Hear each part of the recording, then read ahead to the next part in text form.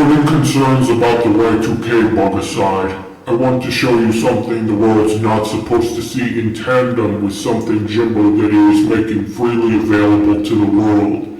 To start, I recently set up a PXE boot server with the help of Dylan, and this service has already proven to be very useful for loading MS-DOS floppy images on the fly.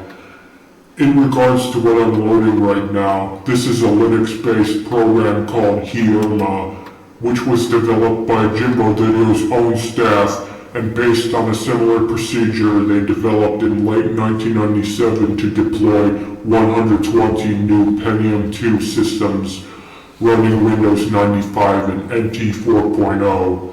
While HIERMA is still undergoing development and doesn't yet support installing Windows NT 2000 or MS-DOS, the HIERMA development team that was exiled from Jimbo Video following its takeover emailed me stating they will be supported in later releases. Right off the bat, I can quickly repartition and format an entire hard disk in no time flat, compared to several centuries with traditional methods. Honestly, that alone would be a selling point for me, even though the software is available at no cost. Anyway, the other thing I want to show you is this CD I stole from the Office of Soy Research and Expansion. I've read some mentions of it on the Soy King BBS and had to know the truth. Was a new version of Windows 95 being deliberately held back from the public? Was it made by Soy Tribute programmers themselves? I'll get to that more in a bit since I'm not running 95D yet.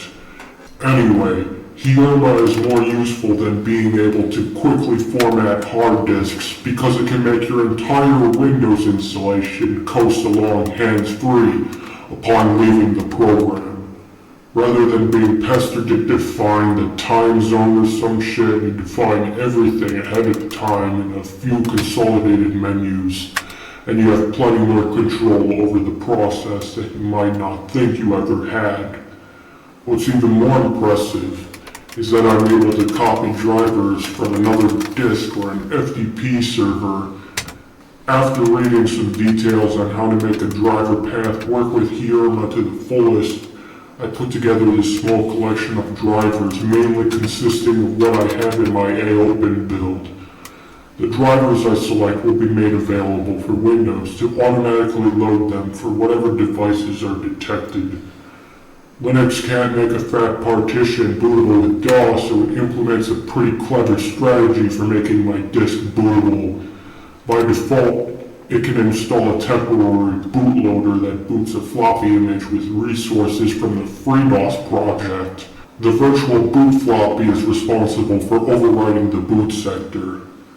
That's all I'll talk about HIERMA here.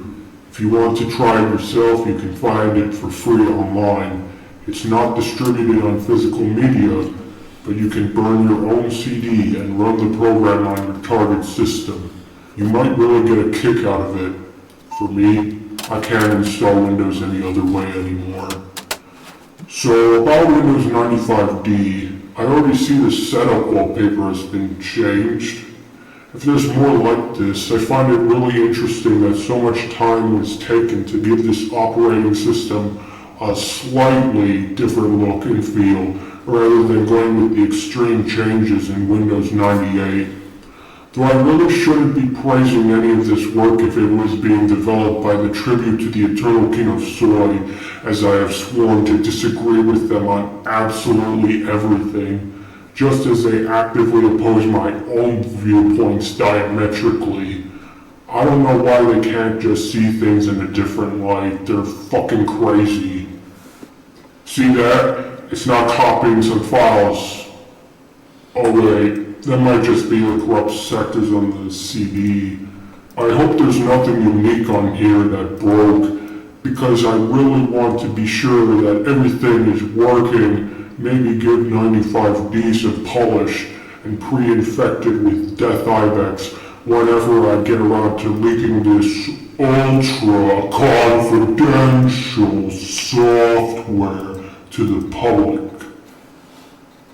I know a lot of people are vehemently opposed to Windows 98, and I am too, but I have to stay on top of every popular operating system to maximize the impact of Death IMAX. You thought CIH was catastrophic, just you fucking wait.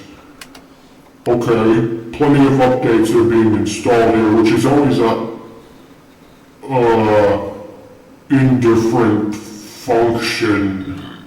The only good one is HIERMA registry updates, which was added when I ran HIERMA and is not entitled to any Windows 9X setup routine.